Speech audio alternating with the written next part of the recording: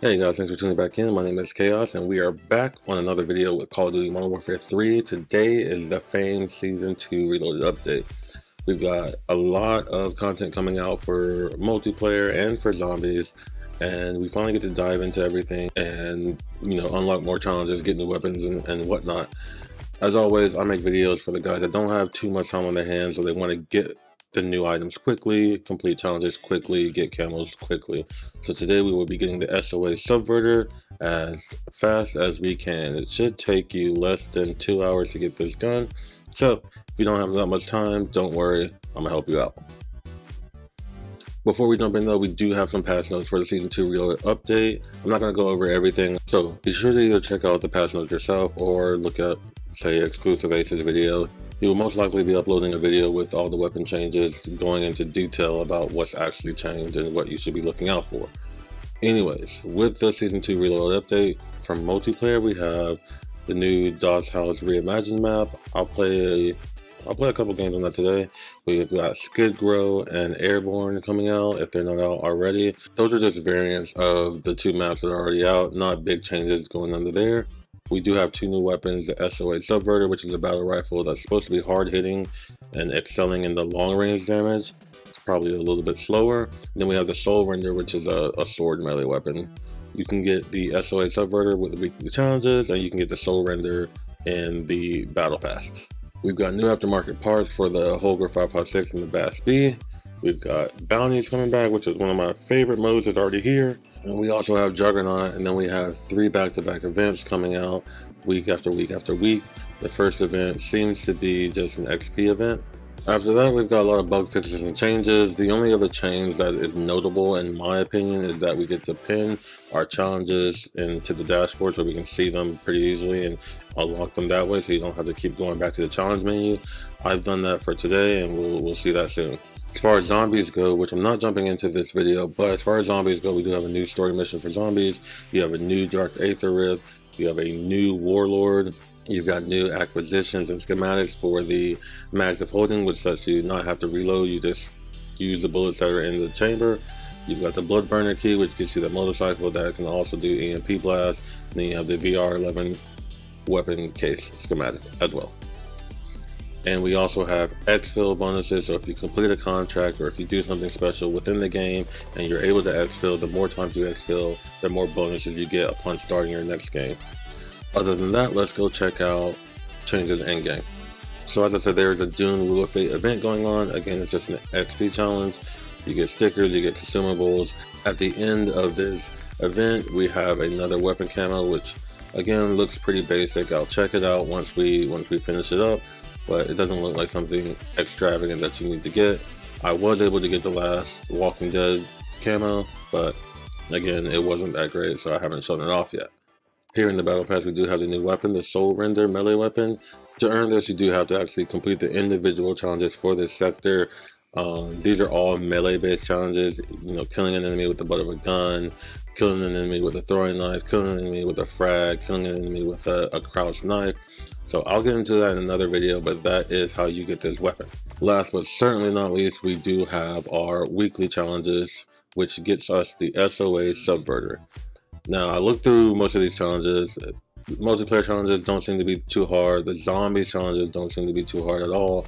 Warzone challenges will take you a lot more time, especially if you're not crazy, great in Warzone. But zombies, the reason why I'm not going to do zombies in this video is it's going to take me multiple games in order to get this weapon, unless I'm just lucky and get the weapons I need while I'm out in the first exfil. So in order to skip past that, in order for it to be easier for me and for some of you guys out there that just don't have that much time, we're going to do the multiplayer challenges. And I've already pinned the challenges that I'm going to be completing on the main screen. And you can do that by just going to the challenge and pressing X. But we're going to get 20 kills with the longbow, the haymaker, and the Holger, and then we're going to do some kills with the battle rifle. The only one I'm worried about is getting quick scope kills with the Jack Glassless optic. Hopefully I don't have to do that with the sniper, but we're about to find out. So I'm gonna jump into Dodge House 24/7, see how it feels, see how fun it is. And then if it's just too much for me, I'll jump into small mosh pit, which also does include Dodge House. For my Holger build, I'm going to be doubling up using a Jack Glassless optic. This is my build. Got it. For my longbow build, I'm going to be using this. Got it. The haymaker build, I'm going to be using this. Got it. And lastly, for my battle rifle hip fire kills, I'm going to be using this, the BAS-B. Got it.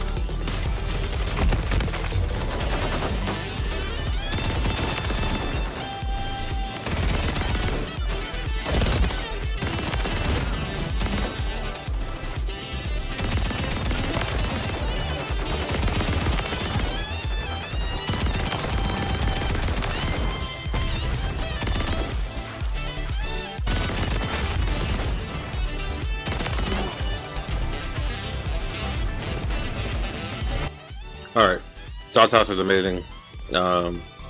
It feels very similar to Vanguard Dog's House, and I know it's the same layout, it's just fresh coated paint basically. If you like Dog's House and Vanguard, you will still enjoy it here in Modern Warfare 3. And as we can see, it's very great in getting challenges, so run Dog's House. I mean, that's just all I gotta say. Doing Dog's House or the small map mosh pit would also probably be the best way to get your melee weapon.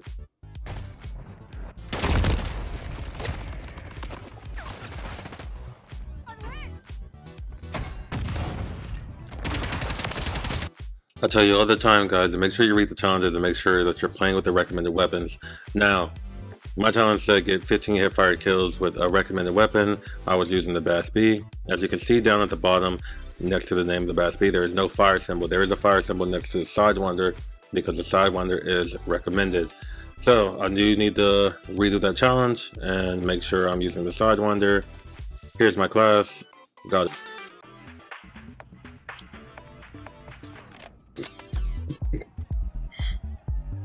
"15 hip-fire kills, part 2. With the terrible ass gun.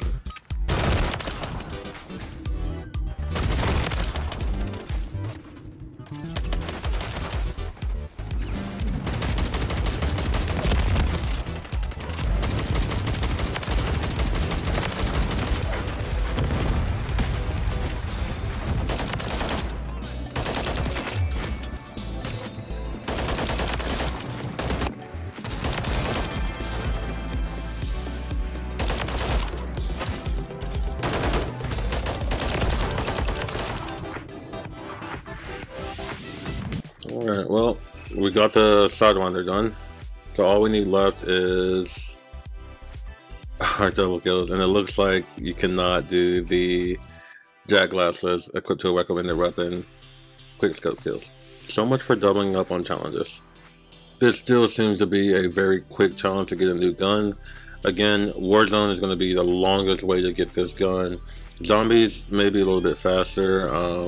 You can probably just jump in, get your kills, jump out, jump back in with a new weapon, with a different weapon, jump out. So for all you guys that say zombies is easier, it's by far easier as far as not having to sweat, not having to do anything like that, but multiplayer may be quicker in this situation.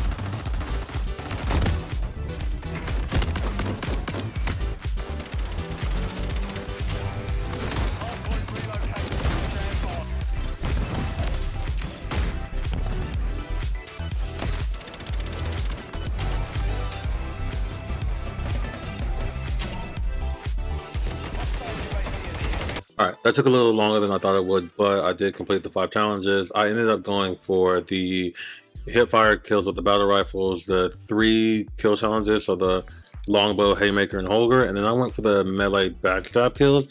That's extremely easy to do on shipment just because the spawns by themselves are crazy, and if you just ram shipment 1, 2, 3 times, you should easily be able to get this, especially if you're only going for the knife at that point. Now, the Jack Glasses optic quick scope kills, I don't know whether that wasn't working, but it wasn't working. The long shot kills with a suppressed recommended battle rifle, that is doable, but I was just going for speed, not going for, you know, the easiest necessary challenges. Anyways, we did get the SOA Subverter. Awesome. Now, the Subverter is a battle rifle. It is a slower battle rifle, chambered in 7.62, hard hitting at mid to longer ranges thanks to its low fire rate and predictable recoil. Now, it does have 17 levels. I will be going through and unlocking all of these levels and getting everything maxed out. Of course, I'm going to be going through to get the mastery camos as well. Here's a look at all the camos for the SOA Subverter. I'm going through slowly. We do have a hot pink solid camo. Pink is my favorite color, so that might be something to go after, but those are all of the multiplayer camos.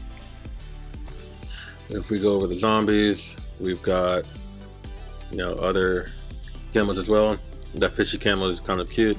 The Venom Prison looks good, and then of course we've got the mastery camos for zombies.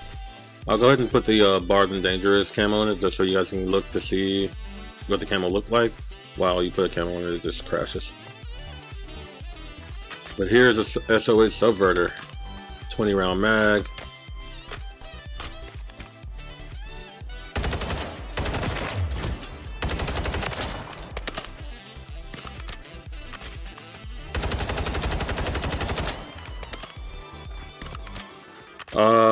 As far as slow goes, it's not terribly slow. It's not the fastest gun.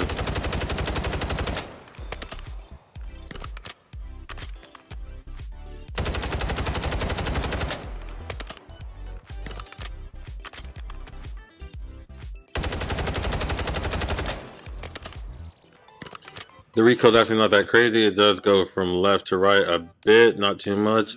A good compensator can clear that, or a good underbarrel can clear that. But yeah, this is SOA Subverter. Again, hard hitting, slower. So it might be good for games like Warzone. It might be good for your bigger maps like Afghan or Derail or something like that. But we got it. Next is unlocking the mastery camos, going through the event, getting the that melee sword. So we've got a lot of things to do for the rest of the season. The season is lasting for until the end of the month, so we've got a good amount of things to do. Got any questions, leave them in the comments below. Otherwise, that's it.